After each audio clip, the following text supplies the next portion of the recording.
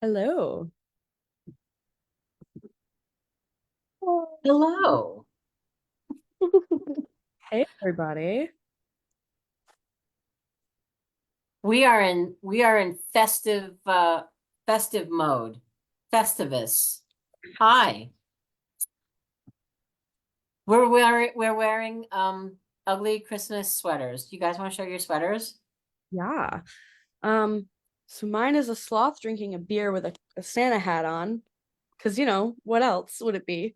And my trick is there's a pocket here, so this is unopened, but I have something to hold my beer the whole day if I wanted to carry it around. I have little bow earrings. Grace, I think you should pop the top off that beer and put a long straw in there. Put it in your pocket and just I'm not gonna lie, it's Yeah, my roommates, and I don't know if he'd be pumped if I drank the last beer in the fridge. Otherwise, I would. gotcha. not a beer hat, a beer pocket. I Beer like it. pocket, exactly. That's right. Lainey, what are you wearing?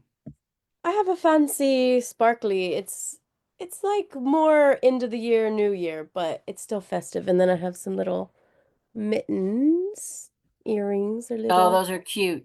Yeah, Very cute. and that's how I'm getting in the spirit. All right. Well, New Year's Eve will be around the corner. I am wearing a top hat and I don't know where this came from.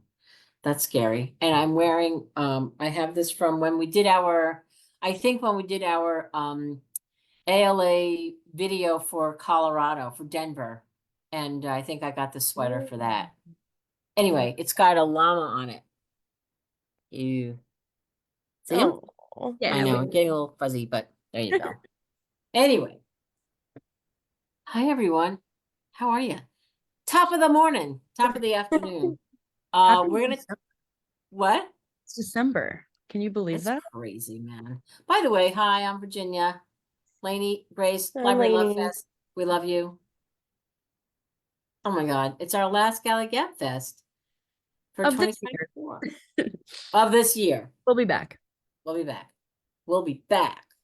Um, but yeah, so we can't believe it. We have one more Riders to Watch that we'll tell you about, and that's going to be on the 17th of December, and then that wraps it up for us for this year. But as Grace and Lainey both said, we'll be back. Um, so we thought what we would do is talk a little bit about some cool books that just came out that would make some cool gifts for the holiday season. And then we have some Christmas themed books that we'll go through with you all. And I don't know, what else are we talking about, you guys? Mm. Oh, our Oh. favorites from 2024. That was Grace's idea. Yeah, some cookbooks. Mm-hmm. Books and some forthcoming books. This is Lainey's idea to do some forthcoming books by authors who have some backlist. So we have a lot of stuff to talk about. Are there people watching or are they Yeah, people are here. really Yeah. I good? Oh, think that wow. that was our biggest inspiration was I was saying to you that at Thanksgiving everyone was coming up to me and saying, "What do I need to read? What's coming out? What did you love last year?" And I was like, it's hard to think in the past when you're publishing so far in the future. So this was kind of a fun little experiment, I Yeah, think. I know it's crazy. I mean, I wanted to talk about, and I will talk about the In Between bookstore. I'm like, oh, that came out in 24. No, it didn't. It hasn't even come out yet. It's Mhm. coming. It's so crazy. It's Time hard to like doesn't read matter. It's Reddit. time is just everything now. I know. I know. But we hope that you all are well, and thanks for joining in. And for the next hour, we'll talk about some books. And last time it was the day after the election, and we talked about comfort food, and that was fun. And we talked about things for Thanksgiving that we all love, and that was cool. And Mhm. people were sending in their recipes or the things that they love, and it was really fun to have an exchange. I love that. So maybe I don't know, what can we ask people who are watching? I don't want to say our viewers, that sounds so pompous. But what can we say to librarians to ask them for their response about things? Maybe like any holiday or like winter traditions that Oh, you that's have. cool. Thinking that too, Like, yeah. yeah, my friends and I do a family style dinner every New Year's Eve. and that's always really fun. And it's really cheap to cook at home for 12 people. So Okay, so there you have it. Maybe you all want to think about and share what you do. You have something like fun and cool that you do every year, and that'd be lovely. what do you two do? That's a tradition every year. Well, well, Christmas morning we would have prosecco with orange juice and Entenmann's crumb cake. Mm, Ooh, yum. I'm thinking of two. I'm thinking of a food item, which we always make. I always make breakfast casserole for the morning, and then we kind of like cook after we've eaten that. So that's our big morning thing. But we also are big like movie watchers. So we always have to do Christmas Vacation and the Jim Carrey Grinch. And my brother was just here, and the first thing he said was, "I won't see it Christmas. Can we watch the Grinch?" So yeah, movies are a big thing. I love the old school like cartoon Grinch. That's one I watch every single Mm, year. I don't know, okay. something about Jim Carrey kind of in that movie kind of freaks me out, but it is very fun, you know? I will say that this Friday, it's the 60th anniversary of Rudolph the Red-Nosed Reindeer, and there's going to be a Oh, special 75-minute showing of of Rudolph. I'm not sure what channel it's on. It's either CBS or NBC, but Mama's checking that out. All right. I'm nice. cute. I'm cute. All right, Well, let's start our books. yeah, let me put the Edelweiss catalog in the chats. So you can follow along and I'll share my screen so we're starting off with something exciting that Virginia's gonna talk about. Who was that? Never heard of her. Never heard of her. It happened. It happened. Cher's memoir, part one. Went on sale November 19th, and it is everywhere. She is everywhere. And you can't there are no bad reviews. She's a wonderful interviewee. So she's just laying it all out there, and this is her story. And um it's is a long time coming, but it was worth the wait. So this is she's 78, I believe, and this is, I say, the first half of this first book is the first half of her life, and then the next book, book two, will be out next November. So this one starts with her childhood, which is rough. I mean, Lainey and I have been talking about, and Grace, we were just talking about, how she came from literally nothing. And so her grandmother and her mother, who was married 8 times and twice to the same man. I mean, she had nothing. She used to tape up her shoes together because they had nothing. And how she met and ultimately married Sonny Bono, and then talked about this really strange relationship that they had. And he really screwed her out of a lot of money, and she talks about this very openly. And I think that's why this book is really resonating with people, because she just said in one of her interviews, if I'm going to do this, I have to do this right. I have to tell it. And first she thought, I don't know if I want to tell it. And she also is dyslexic. And so that was, sort of an issue. It made it difficult to, but then she just said, you know what, I'm going to do this. And so she did. And she just makes herself, she just reveals herself. And she talks about, everything in her life. And so this is Cher, the memoir, part one.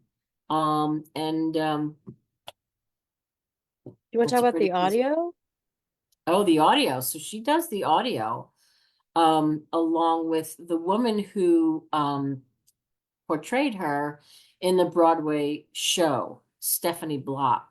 So so that's cool. Lainey, I think you listened to some of it, right? On your way home? Yeah, I downloaded. I just started it, and I mean, it's a lot about her past and her grandmother and her mom, and that's, like you said, wild. But I didn't even get out of that yet. But I thought it was cool the way they did it, because you have Cher coming in at the beginning, so it doesn't feel like totally like she left you. Like she introduces a little, And then you can hear obviously when it changes to Stephanie, but I thought like I'm okay with it. I'm here with it. It was really done beautifully. And I saw that show, Natch, and she sounds so much like her. So it's pretty neat. Yeah. So volume two comes when volume two comes out, she's coming off her Oscar win, and then it's this reinventing herself, as an actress. There's nothing she can't do.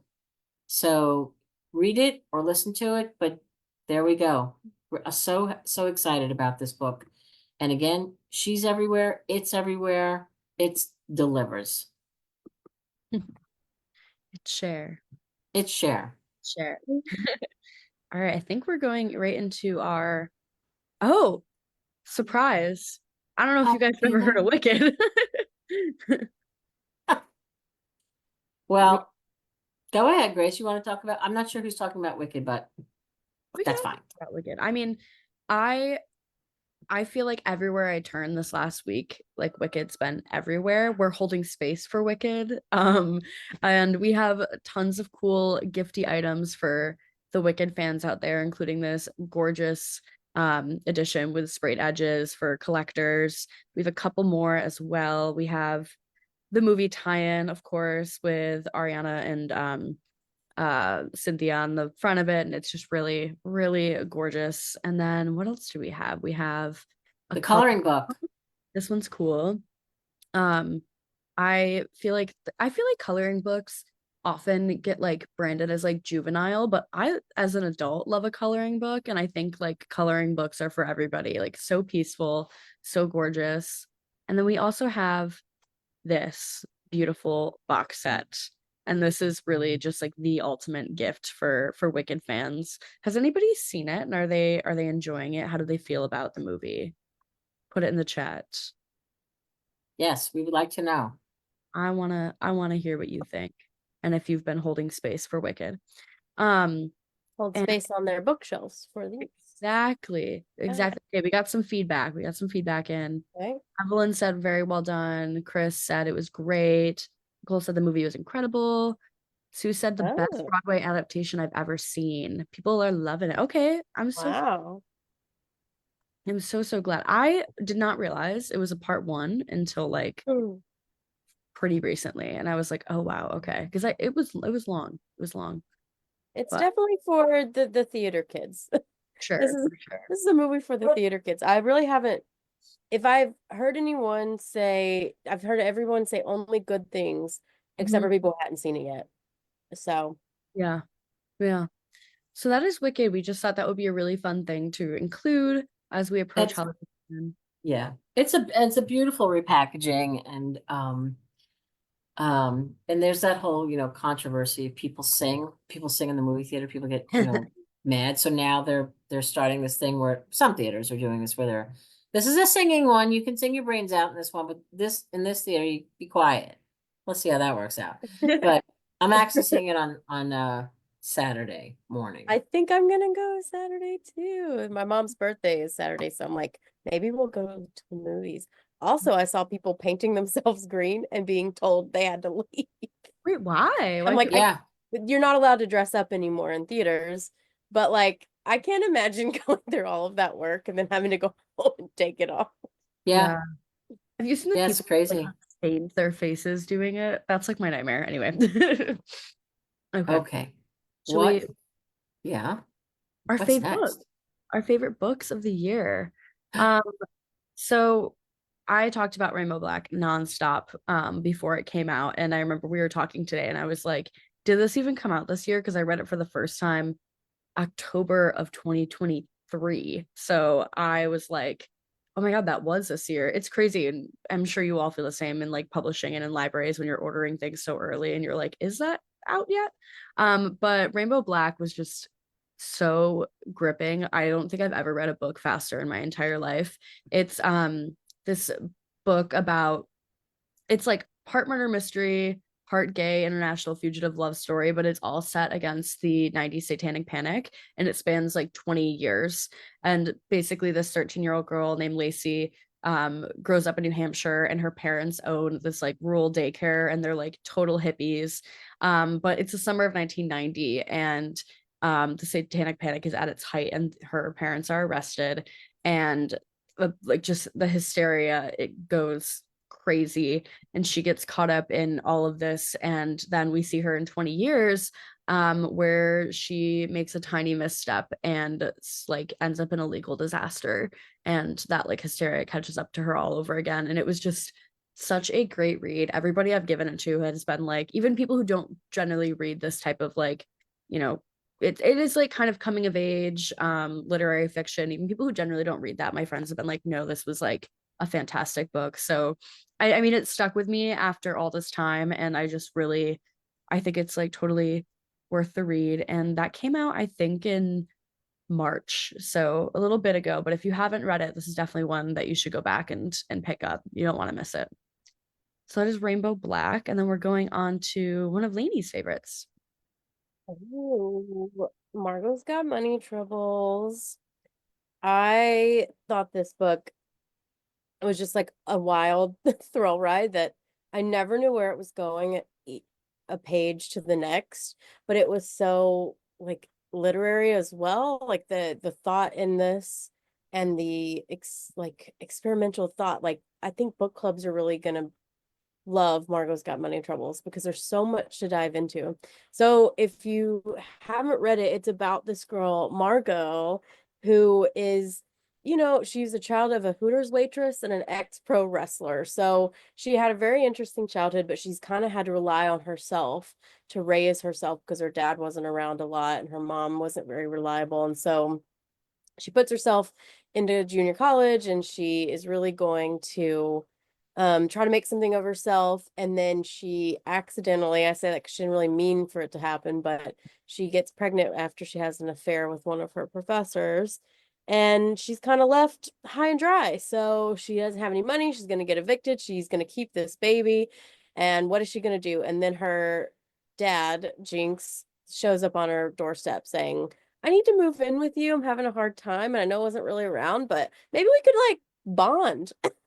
And so she says, you have issues. You have to be on the straight and narrow, and you have to help me with childcare, and you can stay. And so you get this really beautiful relationship with them over these pages too, because they're discovering each other, and she's kind of getting this dad that she never had. And then she decides, well, how do I make money quick? OnlyFans. Having conversations about OnlyFans at work is very funny. But she has an OnlyFans and she realizes she can learn from her dad's pro wrestling days and create characters and really thrive off these stories. So she makes a lot of money doing that. But then she decides like maybe the cost of being famous and making all this money on the internet in this way has is high. And so, you know, drama ensues. But like I said, it's a twisty turny book, and there's also a lot of meditations. Let me pull up, I put it on bookmarked, and I wrote that it's an exploration of women in this online world and women in general, but it's perfect to hand to someone who loved like the epic speech in the Barbie movie about like the contradictions that come with being a woman in this world, or a daughter. And there's a lot of harder themes, but it's like wrapped up in a really fun read. Anyway, that was my favorite book. I love that. One of them. It was amazing. I think about it often. And it's going to be an Apple Plus TV series with Nicole Kidman and Elle Fanning, hopefully not too long away. Hey, the Coast Road. I felt like I had to take the hat off. This is was squeezing my brain. Love this book. Love this cover. Love everything about this book from cover to cover and in between. This is The Coast Road by Alan Murren, who I interviewed for, I don't know, Lainey or Grace, if you can find the interview, stick it in there in the chat. This went on sale in June of 2024, and it's just this incredible novel. It's a debut, and it's set in 1994 in Dublin and in County Donegal. And it's about it focuses on these two women who one is a housewife and one is a poet. Colette is the poet, and Colette has left her husband and their sons for a married man who lives in Dublin, and it doesn't work out, and she returns to County Donegal to try and, fix the marriage and get back into the family. And her husband, he he wants nothing to do with her, and he's denying her access to their sons. So the only way that she can get access to him is with the help of this other woman, Izzy, who she's acts sort of as their go-between. And that's how she gets to sneak her in to see the kids. And otherwise they probably wouldn't be friends. I don't know. But but Izzy is also in this kind of troubled marriage. So this friendship develops between the two of them, but something happens. And I won't tell you what it is, but it kind of blows everything up. But I have to tell you, this man, Alan Murren, is the Irish Wally Lamb. He got these women, he got um the essence of them, their language with each other, their feelings, um their nuance. That he got it. It was unbelievable. I really felt like I was reading She's Come Undone by Wally Lamb, which I was like, there's no way this is a man who wrote this kid. That good. And beautiful. I mean, you always hear like, oh, the setting is a character in the book. It is. It's beautiful. You can feel it. You can smell it. It's wonderful. It's just wonderful. I just love this book, and I want everybody to read it and love it and tell their friends. And the thing is that that this divorce was legalized not until June of 1996 in Ireland. So they couldn't get divorced. They were trapped. But that to me blew my mind too. I also feel like 1996 is like 15 minutes ago, but whatever. But that's the thing. And so he's done a lot of research to make sure he gets all of his details right, and tells this wonderful, wonderful story, which I think is great for book clubs. I just love the characters. I love the writing. I love the author. I love talking to him about it. Grace, if you can find it, I would love you. I love you anyway, but if you can find it, it'd be so great. It's in And the he's chat. you did? Oh, thank you. I just think this is a wonderful book. I think it's a book for men and women, because the men factor into this. They're quite strong characters as well. Anyway, I can't say enough about The Coast Road, and I hope that you read it because it's really great.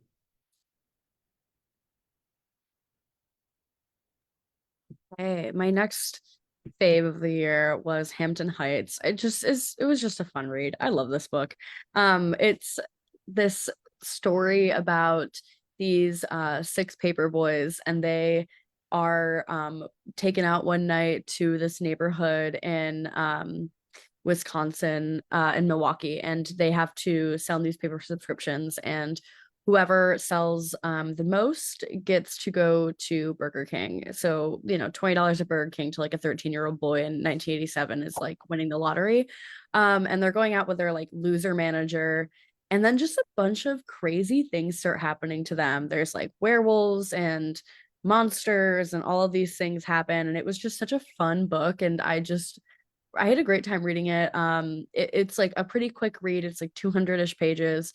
And we were talking to Dan Coyce, and he was telling us that he was just like, after I had kids, I could not write a book where the bad things happen to the kids, but adults are fair game. So I think if you hear horror book with children and that like kind of puts you off, don't worry, they're all right. But it is just a great read, and I call it like horror light. It's like horror for people who generally don't reach out for horror, I would say. And I just had a really, really fun time with it. He's also the author of Vintage Contemporaries, which was like this coming of age novel about like young women in publishing. So it's like very different. And I first when they like told us about this book, I was like, the shift is so stark, and he did such a good job. I loved his last book too. So this was a really, really exciting that we had another one from him, and this came out in early September. So I know that like the spooky season has passed, But if you're like into like hauntings during, the holiday season, it's not too late to pick this up. I had, again, a really great time reading it. It was just fun. And sometimes you just need a book that's really fun. And I know people who were talking about who grew up in the 80s were like, this was so nostalgic. And like, I also just like love this cover. They have like the little Burger King sign that says like a novel on there. It was just really fun. So that was Hampton Heights, and I'm passing it back to Lainey. What did I like? I can't remember. I think Light Eaters is next. Yes. Yep. Okay. Light What Eaters. did I like? I remember what I like. I just sometimes don't remember the order of it. I know, me too. So Light Eaters by, let me pull my notes, Zoe Schlanger. So this, Zoe is a reporter for the Atlantic. She's a staff reporter. She does climate change, but she was kind of feeling, as we all are, a little down, a little negative about that. So she kind of turned to renewable energy and plants. And what she comes to find out in this exploration is that sometimes does have to do with climate change. That does have to do with how the world works, but it's a little bit more positive. And if only we would let plants kind of do what they say they're going to do. So she goes on this tour around the world, talking to scientists and botanists, all of the above, asking them about the latest science in plants. And she's learned some things that are even controversial, like things 20 years ago people wouldn't talk about is kind of now modern science that we know is true. And it's kind of happening now with those plants where people are kind of laughed at when they bring up that plants can hear you, or plants can feel things, and they kind of laugh. So they don't talk about it because they don't want it to ruin their careers, but she really explores this unknown science. So some of the things she learns, I'm going to read. Scientists have learned about their ability to communicate with plants, recognize their kin, and behave socially, hear sounds, morph their bodies to bend into their surroundings, store useful information that inform their life cycles, trick animals into believing they behaving to their benefit, the plant's benefit. And that's just to name a few. Like, I learned crazy things, like sometimes they emit smells for other plants to know danger's coming. That's why you smell cut grass. Some of them can morph into looking like other plants, even though they can't see those plants. So that's a mystery. How do they know? They're not even attached into their root system. So there's wild things that plants are doing. You will never look at your house plants the same. She came into the office, and her editor talked to her, and everyone in there was just raising their hand constantly. Like, we have so many questions. And one of the questions they asked her were, do you think that plants could save the earth?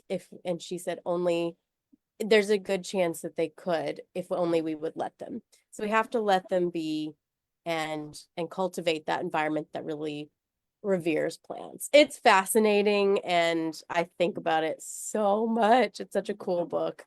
So if you haven't read it already, please pick it up. I'm sorry. Pig really wants you to pick it up too. She's going crazy. Big. It has a little cameo. Yeah, a little cameo on the plant. She's quite literally turning in circles. She's so excited. Okay, so that's the Light Eaters. Ooh, off to a book that Virginia and I both loved. Love a Sandwich, and love this book, Sandwich, by Catherine Newman. It came out in June. I'm sure I'm preaching to the choir here. You probably all know about this book, have heard of it, and hopefully have read it. It was, and still is, everywhere. She's still out on the road. She's a phenomenal writer. Her previous book with us, We All Want Impossible Things, was a very moving book about two friends, two women who have been lifelong friends, and one of them is dying. And it's sad, but it's also, there are moments of light humor and tenderness, and I adore that book as well. But this is a switch, and it's much lighter, It is about a family. If you don't know, I'll give you this little the elevator pitch. It's about this family that's been going to this summer vacation home for the last 20 years. And is in Cape Cod. And it's not a big fancy, like Hamptons-esque thing. It's kind of a, it's it's a little rough. It's a little rough. And I kind of love that. I want to read a book about a family that's going to the same house where, it's not just perfect, and the septic tank overflows sometimes and they don't care because it's the house that they love. It's a rental. And I love that. And so Rocky and her husband have been going there for 20 years. Their kids were tiny.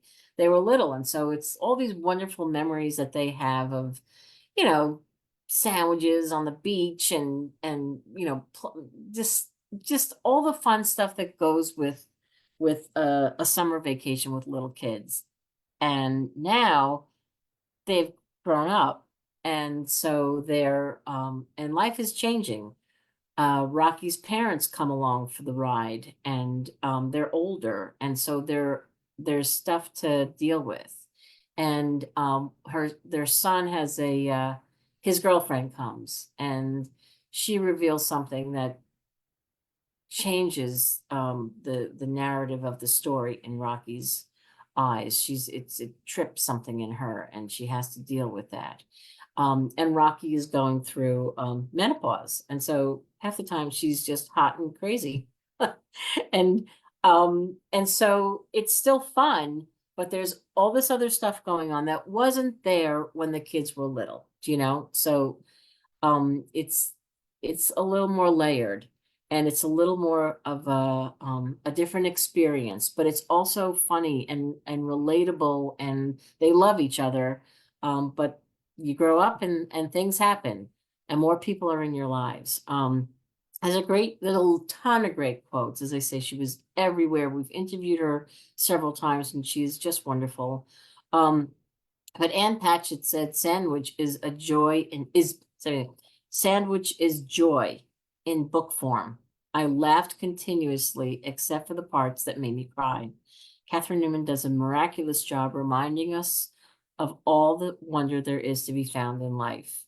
So everything happens and nothing happens, and she deals with a lot of things. Like I said, she addresses a lot of issues that women deal with: menopause, abortion, miscarriages, sex after childbirth, long-term marriage. And there's some funny scenes there with her and her husband. I mean, they love each other, but together a long time. So I think this is another book that's great for book clubs. And I think that anybody that loves a good family story where there's, you know, things that happen. There's love, there's loss, there's change, and there's reckoning with the past. And all of that happens in this slim little book. And it's great. And I love it. So if you haven't read it, I hope you do. I also always want to jump in during this one and say that this was also one of my top reads this year. And I think Catherine Newman does a really good job at writing for people of all ages. And I think when you I feel like we talked about it a lot during sales meetings where, sometimes you hear oh, it's about menopause, and then you think only a certain group of age of people, can read it. And that's just really not the case. I was really drawn to this book because it also is a story about mothers. And I was thinking a lot about my mother, and she writes her Gen Z characters are really fleshed out and well done. And Catherine Newman is a writer for everybody, and I just really love her work. So I just wanted to add that before Nice. the next book Nice. is Lainey's book. Well, Lainey didn't write it, but Maybe she did. Well, what's the book? What's the book? Oh, yeah, she wrote this one. the book is Her- Run for the Hills by Her Kevin. pen name is okay. Kevin Wilson. You could have picked a book that I definitely couldn't have written less. No, only Kevin Wilson could write this book. Okay, I asked if we could talk about Run for the Hills because I know it's earlier, but I just finished it and I want to talk about it with everyone who walks by. So you're just my victim. So I'm gonna talk to you about Run for the Hills. So quickly, Chris, could you go to the past two books? I just want to say he has a great backlist. So if you're giving it to friends, these are books that are like my hand to anyone books. We have Nothing to See Here and are the I don't know. I can't see your there it is. I was wondering why I couldn't see your Yeah. screen, Grace, No, and it's yeah. because it went So away. Now is not the time to panic and Nothing to See Here. Those are his past two books. Nothing to See Here is about a nanny who takes care of kids who spontaneously combust, and Virginia is a big fan of this one too. And you would think it's like the hardest book to tell people about because that's on the surface level, and there's so much to dive into. It was a Jenna pick. And then the book after was Now Is Not the Time to Panic, about these two kids who accidentally create a satanic panic in the 90s and their lives now all these years later.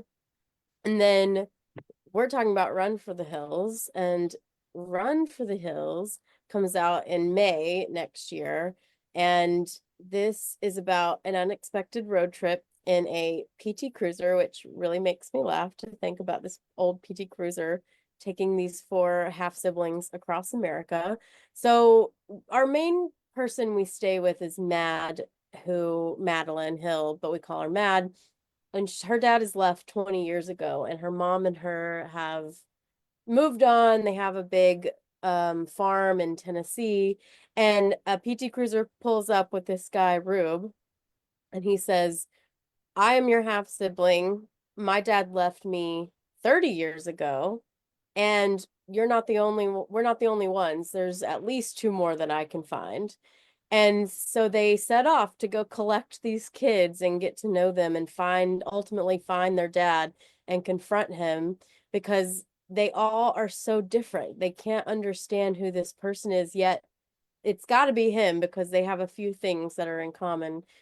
And they set off every about 10 years. He's left his family and moved on and created a new family. And so you see them meet all their different siblings. There's even like an 11-year-old who's really funny and kind of precocious. And I won't give anything away, but there's a really great ending. And I felt like I there's so much to think about finding out about your life when like your life has been changed in an instant. Not only have you lost your dad, but you've realized you're not the only one. Like that's not unique to you. So how do you come to terms with that? Do you accept these new people? Do you try to replace your dad? Do you go on with your life? Like, what would you do? And they ultimately decide to go together. And it's just such a beautiful story and heartfelt. It's like the best Kevin Wilson. He's a comedic writer, but he also brings so much heart. And I'm just thinking about these thoughts that these kids are having and realizing that somebody left them and learning to love again. And I'm just gonna cry thinking about it. It's such a sweet book and it's such a quick read. It's only about 150 pages, or sorry, not 150. It's only about 250 pages, which is like packs a punch with like the the greatest language. It's just so beautiful. So read it. Let me know what you think, and I'd love to hear more. So let's run with For the Hills. And I don't have any quotes, but it's it's kind of soon. So um I don't know. I love this cover too. The chicken is wild. yeah, it's great. Grace, if you go to the Edelweiss section for this book, the Scroll. image moves and the chicken runs. Oh yeah, it scared me earlier when I was Yeah. looking. I was like, hello. I The little thought that chicken was a run. great little touch they added in there. Oh wait, there is a quote. I'm sorry, I lied. What does that quote say? Quote. It's just not in my notes, but Am I let's see.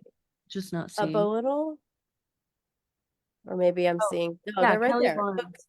Book is a literal and figurative story of finding family and goes on, but it changes. And you'll find out No, there is a quote. Sorry, it's but like it's yeah, I it's mean, there's gonna be a lot of quotes because Kevin Kevin Wilson. Wilson's beloved, and he's like a writer's writer. He gets it, and the stories always have kind of a wacky premise. We were talking about this earlier about selling people on kids who catch on fire. Like that's an odd thing to say. Like you'll love it, kids catch on fire, but you know it's so much more. And he there's a lot of layers there.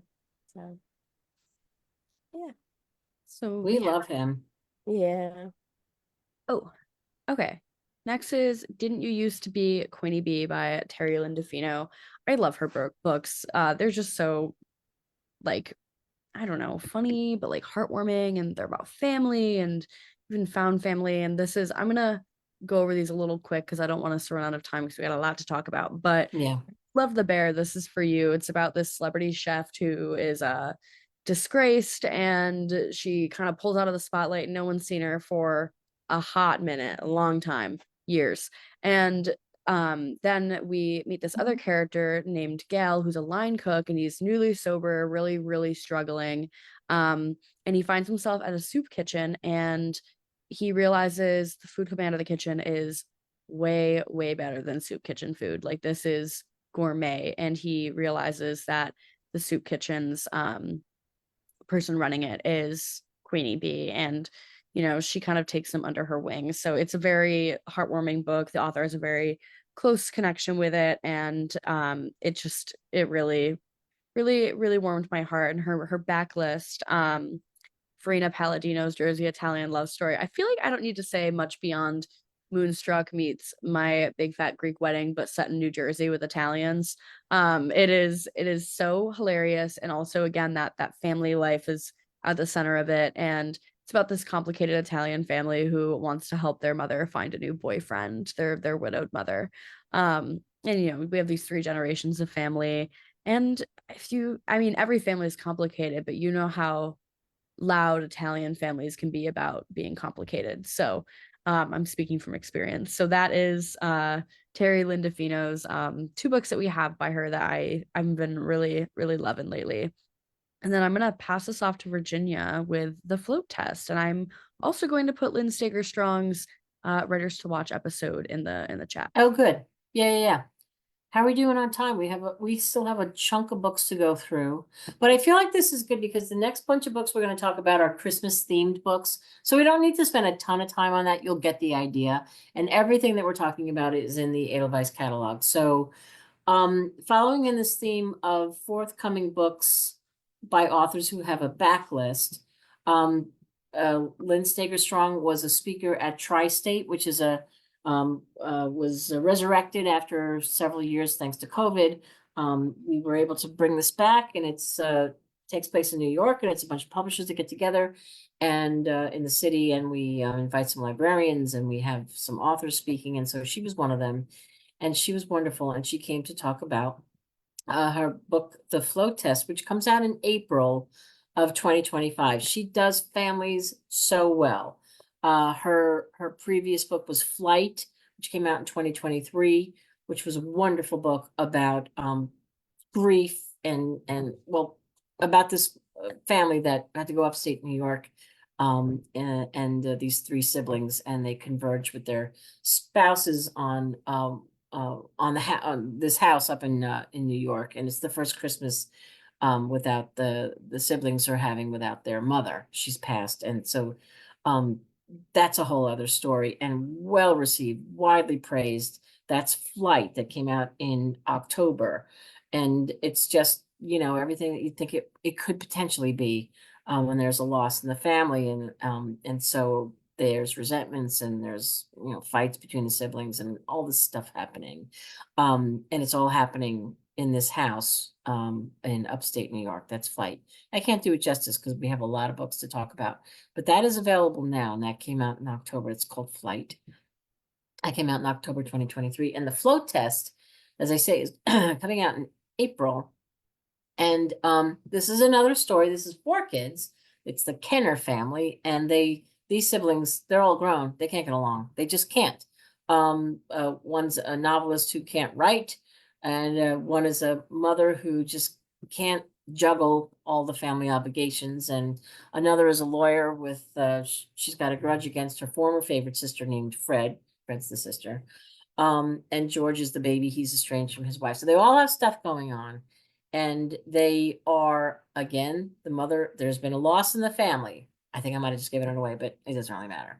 What happens is that they are, it's a family that's caught in crisis. You know, it's fraught with secrets about kids, about why the mother who's passed, the Kenner matriarch, had a gun in her underwear drawer. What's going on here? What happened here? And their father is now had an accident, and they all have to grapple with it, with what's going on. And it's all taking place in Florida, and it's sweltering, and it's kind of like the coast road. You really feel it. You really feel that heat. You really feel the heaviness, not only of the atmosphere, and the dampness, and the humidity, but you feel the heaviness of what is going on with these. What happened that these kids are all so screwed up and they can't trust each other? What happened? It becomes another complex, layered family story, which I gravitate to, I admit. And it's just about family, and it's about the power of not the power of love, but the power of family, and what it all means. And then when you're kind of like the matriarch, when she leaves, when she's gone, what's left? What do they do? How do they fix it? How do they trust each other again? Um, Wonderful quotes for this book, and it's not coming out until the spring, but she can write. She's just really great. I was just wondering if I have time to read a quote. Let's see. Well, Anne Napolitano, who wrote Hello Beautiful, said, "What I love most about the flow test is the sense of place and how the sticky, dense heat of Florida, the relentless sun, the flat roads ending at the ocean, is woven into the Kenner family's DNA. The adult children of the family, all at crisis points in their own lives, gather on the hot ground of their childhood following their mother's death, where they try to untangle decades of betrayals and sorrow and reclaim their sense of home." Run, don't walk. Okay. Next. We have Vivi of the Oligarch's Daughter, if you want to say a sentence or two. Okay, I will. Joseph Finder. We are so excited to have Joseph Finder at HarperCollins. He was with another publisher, and now he's with us. We've had him on Writers to Watch. He is amazing. He's lovely, and he's brilliant, and he brings all of his incredible wealth of knowledge of Russia operatives. He knows everything. He's written this incredible story that that starts with this man who has fallen for this woman, who ends up he finds out is the daughter of an oligarch. And it's fun, it's espionage, it's races, it's and in a short amount of time, I don't know that I can do it justice, but it's a thriller. And it starts out, if you don't think this book is for you, if you're more of a Lynn Steger Strong and you love those kinds of books, trust me, read this book. Just start it and you're sucked in like a Hoover vacuum, because you're falling in love with the guy who's falling in love with the woman, and then something happens and it's really cool. And you're like, what happens? What does he do with this person that I can't, I'll ruin it. I can't tell you anymore, but I can tell you that you will start this book and you will be in it. He's a wonderful writer. I'm so excited that we have him in HarperCollins. So that's the Oligarch's Daughter. I also put his Writers to Watch episode in the chat as well. So Cool. lots of Okay. people. All right. So now what do we have?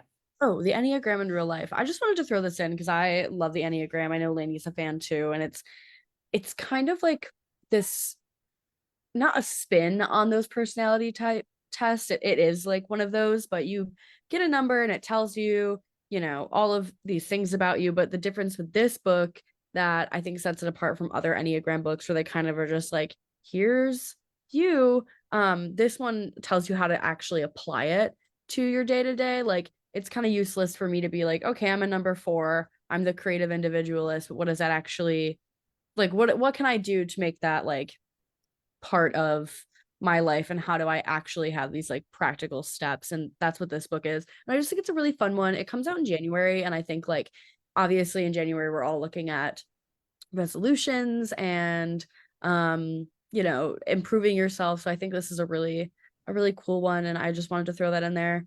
I will also say it's really good to know other people's numbers because I really think it helps with communication. So Totally. like a lot of businesses will do it and stuff to understand employees.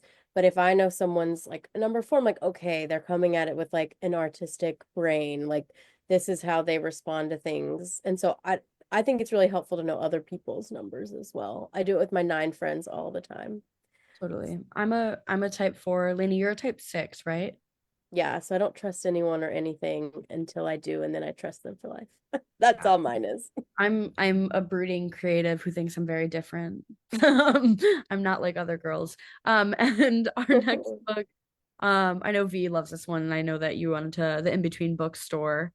So we also want to throw this one on there of things we're excited about coming in January. Yeah, it's not out yet, but it's Edward Underhill's first adult book.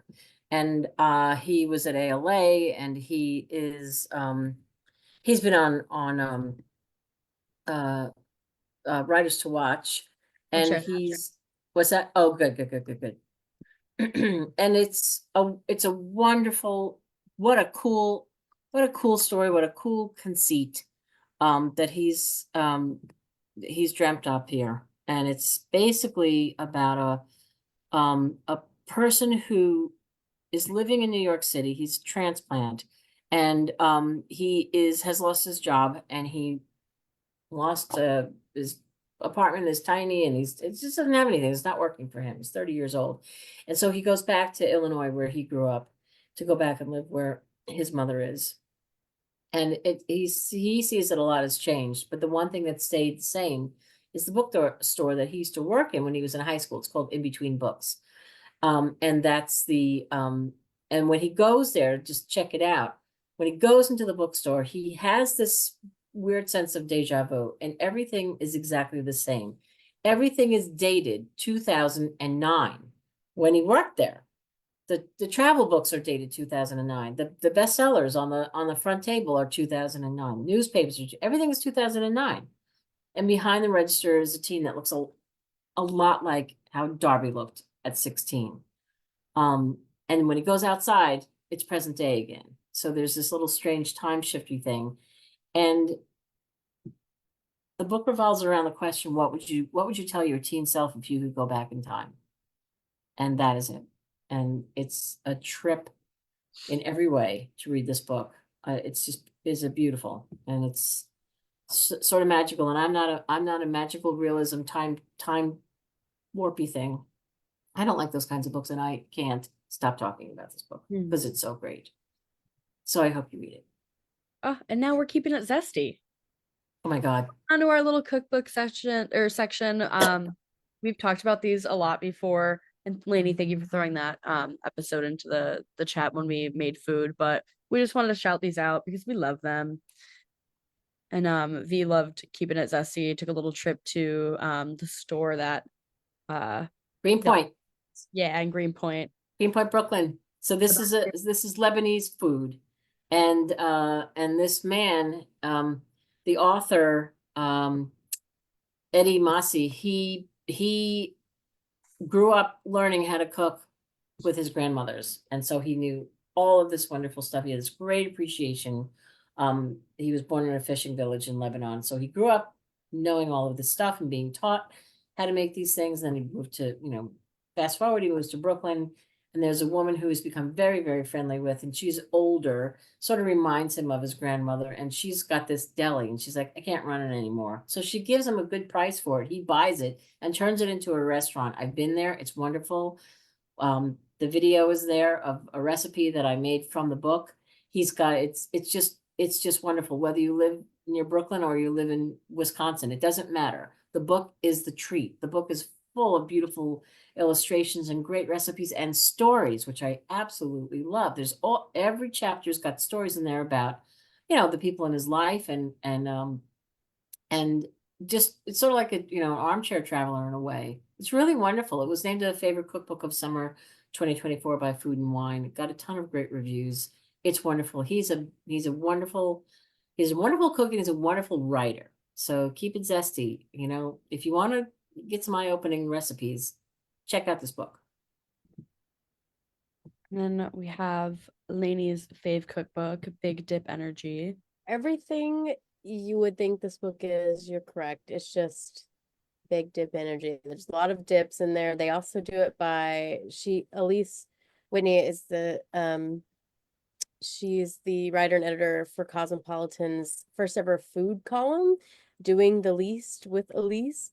And she also was a TV host of Netflix Easy Bake Battle. So she just has a lot of fun. It's like bright colors and super fun, but it's like dips ranging from easy to hard. It's like sweet dips, savory dips, anything you can think of. I made a cannoli dip and I took it to the Super Bowl and it was a big hit. It was delicious and easy to make. And then she has like fun things in there like um like whatever astrological sign you are, what dip you are. So it's a really fun book, and great for if you're like a big server or if you just want some dips at home.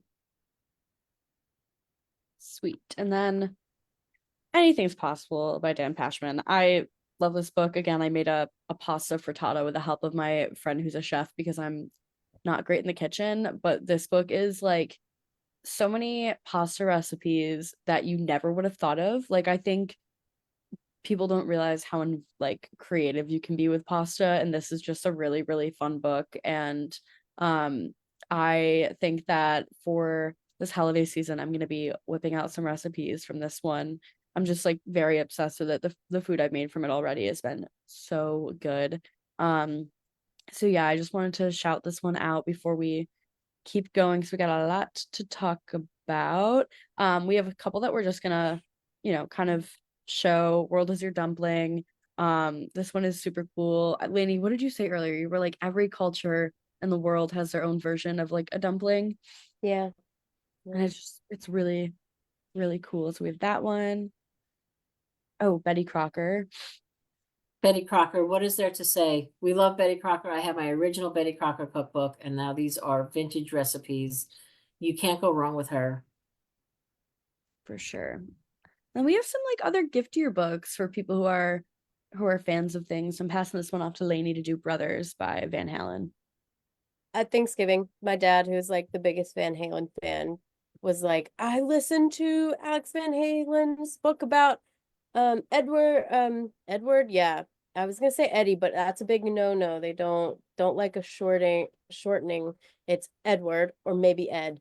Van Halen and just like the brothers and their life in the band. And my dad was like, if you like Van Halen, you're gonna geek out over this book. He listened to the audio, Alex reads the audio. So I just thought, if you have that fan in your life, be sure to give it to him for Christmas or their holidays, whatever holiday.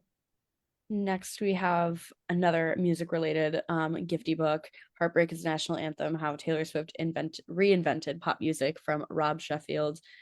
He is a huge writer for the Rolling Stone and he is just like probably the best person to write this book. He's been like writing about her career for years, and this really shows like her cultural impact. And I'm like, this is the book for Swifties. Like, if you're a Swiftie, this book is for you. It's been getting so much praise, and we're just really pumped for that one. And then we also have, passing this one off to Virginia, Becoming Spectacular. Excuse me.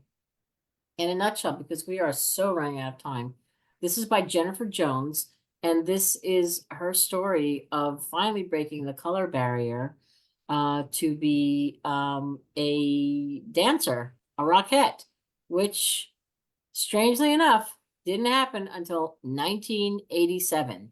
So this is she's a Tony Award winning dancer and an activist, and this is an incredible story that that there was this color wall, this color barrier, and in 1987 it was finally broken by Jennifer Jennifer Jones, and she was met with pushback. She's got a lot of stories to tell, and but she survived and she thrived, and so this is her story of becoming the first African American rockette. Yes, and then we have all of our Christmas and holiday related books in there that we're not going to go in. We're at time. We're at 3. So Virginia, I don't know if you want to Yeah, I think we should just flip through them real quick. But so we can show people Elf on the Shelf. It's a cookbook. That's fun. And then we have a lot of Christmas books. Hazel Gaynor is a wonderful writer. You all know her. And so these are just, you can go to the next one, Grace. Julie Murphy, they're back again with a Christmas themed novel. And then Allie Carter, everybody loves her.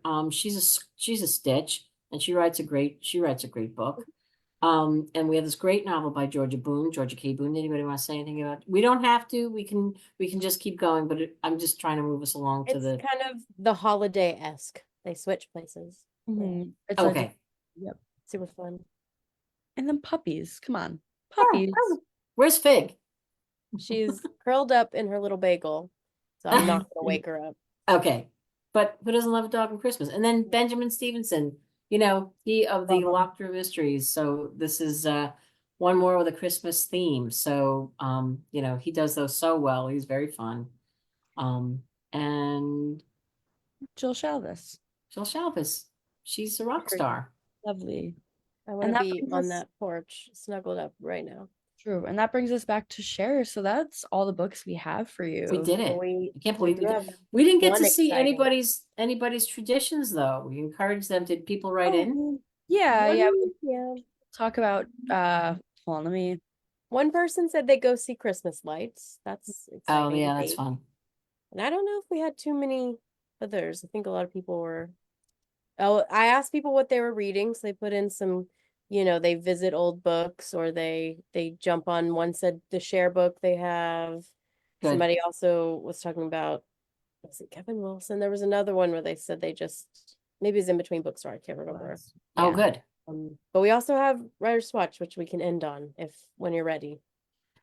Yeah, I'm ready. I mean, listen, this was a jam-packed hour. We didn't really horse around much. We just wanted to send you off packing with some books for yourselves or anybody that you think might like these.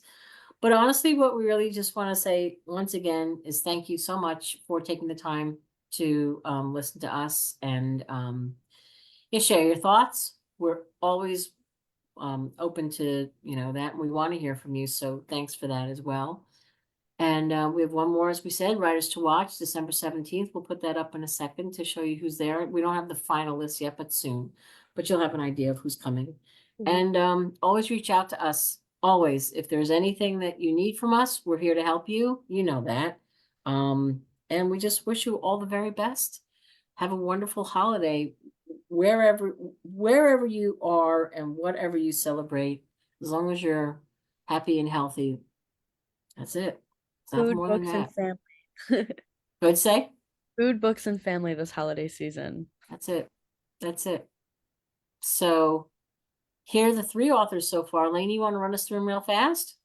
Yeah, we have Brianna Labuscus, we have Will Leach, a new Will Leach book, and we have Maximin Martineau's House of Blight. So we have a little bit of everything: historical, contemporary, fantasy, just fun. And we have one or two others we're confirming. So keep an eye out and we will update it as we go. But it's on December 17th. At 7 o'clock at night, Eastern Standard Time or Eastern Time, whatevs. All right. I guess we go. I'm gonna tip my hat to all you lovely librarians. Well, Thank you for everything. Wave my mitten. Wave your mittens, drink your sloth beer, Grace. We know where Grace is going after. She's gonna pull Yeah, up. we do. Back to work. Yeah, sure. Well, happy Thank you happy all. holidays, everyone. Best of health Holidays. and happiness to you all. Yeah. Take care.